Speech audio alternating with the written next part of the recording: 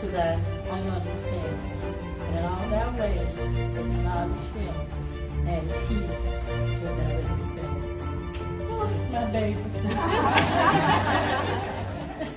And this is my son, this is my nephew, and that's my husband. And let's be some more practice on that time.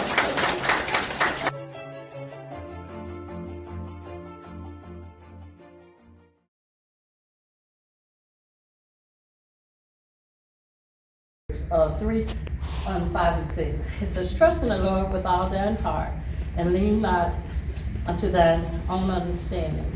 And in all thy ways acknowledge him, and he will direct your path. Oh, my baby. And this is my son, this is my nephew, and that's my husband. And let's be some more practice on that time.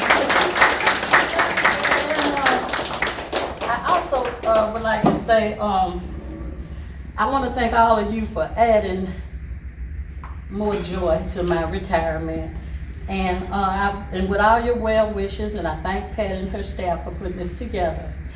And I will always remember all your kindness, and that you've really made me feel important and appreciated today.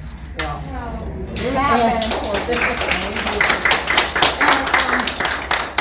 I read somewhere where it said that retirement is when you stop living at work and begin working and living. And that's what I plan to do. And it's not the end, but it's the beginning. And I have truly enjoyed working for the library. And I also want to say that being able to enjoy your job is a blessing. It really, truly is a blessing to say that. And I want to thank my supervisor, Mia. Ever since she's been with our team, she has taught me a lot. And she has truly made my life better. And my team, they have been wonderful to work with. And the entire library team has been a wonderful team to work with. And like I said, I thank you all, and I wish you well.